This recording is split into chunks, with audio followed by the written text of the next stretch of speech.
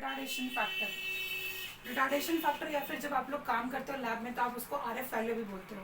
मतलब यहाँ कोई फर्स्ट बेंच पे बच्चा होता है, फिर वो लास्ट बेंच वाले को बोलता है भाई RF वैल्यू बता यार। सो मत क्या करो ऐसा, because RF values can vary depending upon the extent of reaction completion.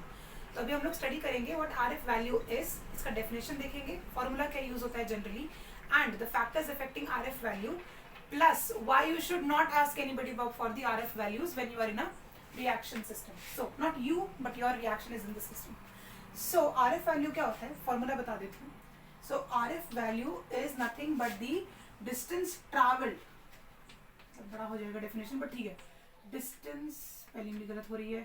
Distance traveled by solute divided by distance traveled by solvent.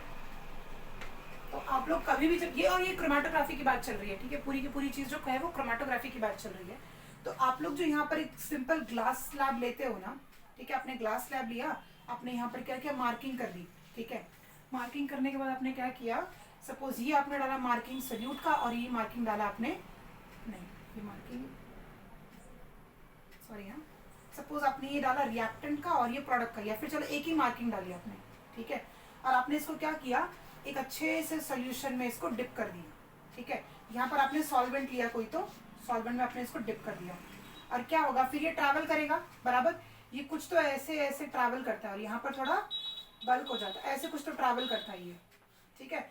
और फिर आपका सॉल्वेंट सपोज यहाँ तक ट्रैवल कर रहा है, तो यहाँ तक आपको दिख जाएगा कि यहाँ तक सॉल्वेंट ने ट्रैवल किया है, और ये रहा आपका जो है ये मॉलिक्यूल या फिर जो आपका कंपाउंड है, आपका कंपाउंड ने यहाँ तक ट्रैवल किया हुआ है.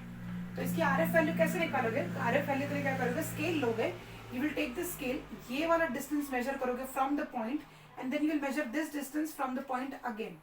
RF वैल्यू के लिए क्या लिया जाएगा, ये सपोज हम अज्यूम कर लेते हैं कि सॉल्वेंट कहाँ पे आया है, बहुत ज्यादा हो जाएगा वैसे तो, लेट्स से 1.6 सेंटीमीटर आया है सॉल्वेंट का, और कंपाउंड का आया है सपोज 1.2 सेंटीमीटर. तो 1.2 क्योंकि कंपाउंड है divided by solvent 1.6, whatever the value comes here that shouldn't exceed 0 to 1.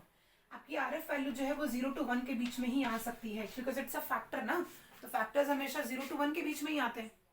Other than that RF value जो वो किन किन चीजों पे डिपेंड करेगा. पहली चीज फैक्टर्स अफेक्टिंग टेम्परेचर पे, क्योंकि सॉल्वेंट टेम्परेचर पे डिपेंडेंट है और ये RF फैक्टर सॉल्वेंट पे डिपेंडेंट है, तो ये ओवरऑल टेम्परेचर डिपेंडेंट फैक्टर हो जाता है, ठीक है. तो जितना अच्छा या फिर जितना ज्यादा टेम्परेचर रहता है उतना ही अच्छा इल्यूशन प्रोसेस यहाँ पर हो पाता है, और उतना ही RF फैक्टर की वैल्यू जो है वो क्लोजर टू 1 आती है. सॉरी हाँ नहीं वो क्लोजर टू 0 की तरफ आएगी, क्योंकि ये वैल्यू बढ़ जाएगी ना, तो उसकी वजह से. अब सेकेंड फैक्टर क्या है आपका, नेचर ऑफ सॉल्वेंट, ठीक है. नेचर ऑफ सॉल्वेंट आप जितना सूटेबल टू द कंपाउंड लेंगे उतना ही अच्छा इल्यूशन होगा. अगर आपका कंपाउंड, आपको पता है कि प्रोसेस की वजह से जो आपका कंपाउंड बन रहा है अगर वो नॉन पोलर है, तो प्लीज सॉल्वेंट नॉन पोलर ही लो. ऐसा कुछ नहीं होता कि पोलर जो है वो ज्यादा दूर तक ट्रैवल करवा सकता है. Your component, your compound form should be what we can say in conscience और in talks with the solvent से उसकी मेल जोल होनी चाहिए.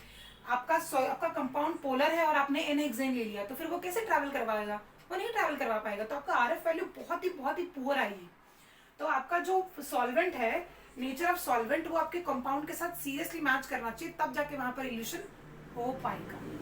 देन थर्ड फैक्टर क्या हो सकता है, हाँ थिकनेस. सिलिका जेल आपने बनाया, उसके अंदर आप क्या करते हो, आप सिलिका SiO2 यूज करते हो और उसके अंदर आप एसीटोन डालते हो और एक अच्छा स्लरी बनाते हो.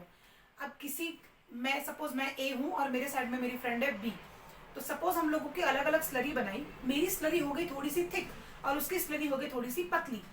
लेयर तो दोनों की दोनों बनेगी, लेकिन अगर मेरी स्लरी बहुत ज्यादा थिक हो गई है तो उसकी वजह से थिक लेयर बनेगी, और जितनी थिक लेयर बनेगी उतना ही ट्रैवलिंग मुश्किल हो जाएगा. क्यों, क्योंकि जब ट्रैवल अपवर्ड्स करना होगा तो ज्यादा पार्टिकल्स कांटेक्ट में आएंगे, अगर थिकनेस है ज्यादा तो ट्रैवलिंग मुश्किल हो जाएगी.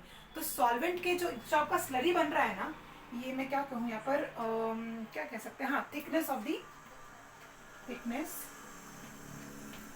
या फिर थिकनेस ही वर्ड यूज कर लो. तो जितना ज्यादा थिकनेस होगा उतना ही RF वैल्यू कम आएगी.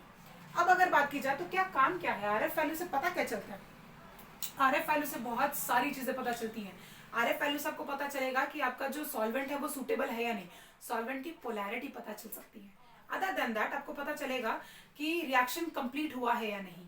ऐसे बहुत सारे ऑर्गेनिक रिएक्शंस है जो आरएफ वैल्यू पर डिपेंड करते हैं कि वो रिएक्शन कितना कंप्लीशन की तरफ बढ़ रहा है, तो कंप्लीशन पता चल सकता है। अदर देन दैट ये क्रोमेटोग्राफिक टेक्निक्स का बहुत अच्छा रिजल्ट होता है। जितनी भी क्रोमेटोग्राफिक टेक्निक्स हैं वहां पर सब में आरएफ वैल्यू की कैलकुलेशन की जाती है and they are the final results telling you about everything मतलब related to the solute and the solvent. कितना एक्सट्रैक्शन हुआ है, रिएक्शन कितना प्रोसीड हुआ है, सॉल्वेंट का तरीका क्या है, थिकनेस के ऊपर सच में डिपेंड कर रहा है यानी टेम्परेचर बढ़ाने या कम करने से क्या पता आरएफ वैल्यू में इंक्रीमेंट या डिक्रीमेंट हो, जिसकी वजह से हम कह सकते हैं कि रिएक्शन को फॉरवर्ड की तरफ बढ़ाया जा सकता है। हाँ, एक ऐसा पॉइंट भी बच्चे अज्यूम करते हैं कि अगर आरएफ वैल्यू सेम आ रही है ना किसी भी चीज की, तो हम कह सकते हैं कि वो सेम कंपाउंड है। मोस्ट ऑफ द चीजों में ठीक है, 50-60% केसेस में ये पॉसिबल है, बट ऐसा भी होता है कि आपका सोल्यूट और सॉल्वेंट जो है, आपका जो कंपाउंड आप तैयार कर रहे हो किसी रिएक्शन से और आप जो सॉल्वेंट यूज कर रहे हो, उन दोनों की दोनों जो है वो सेम स्पॉट पर रुक गए, उन्होंने सेम तरीके की स्पॉटिंग, सेम डिस्टेंस पर स्पॉटिंग दी हुई है। इसका मतलब ये नहीं है कि दोनों सेम है, इसका मतलब ये नहीं है, ठीक है। There is a very very high possibility कि आपका सॉल्वेंट और आपका कंपाउंड सेम तरह भी दे सकता है आरएफ वैल्यूज, और उसका मतलब ये नहीं है कि दोनों के दोनों सेम है। So always make sure to check between the compound that you are using or compound that have been produced by your reaction and the solvent। उन दोनों के बीच में जो बातें हैं, बातें इन द सेंस उनके बीच की पोलैरिटी हो गई, उनके बीच का जो भी polar nature, non polar nature जो है वो सिमिलर होना चाहिए ताकि इल्यूशन प्रोसेस जो है वो इजी हो सके। तो आरएफ फैक्टर क्या होता है? It is nothing but the distance travelled of solute divided by the distance travelled of the solvent. तो ये कंपोनेंट ए और कंपोनेंट बी भी हो सकता है, मतलब अगर आप यहाँ पर रिएक्टेंट और प्रोडक्ट ले रहे हैं तो ये भी हो सकता है कि आपको ए टू बी आप अगर निकालना चाहो तो वो भी निकाल सकते हो। ए टू बी निकालने के लिए डिस्टेंस ट्रैवल्ड अपॉन ए, डिस्टेंस ट्रैवल्ड अपॉन बी हो सकता है। हाँ, लेकिन जनरली क्या होता है ना, उसको एक्चुअली सॉल्वेंट के साथ ही लिया जाता है।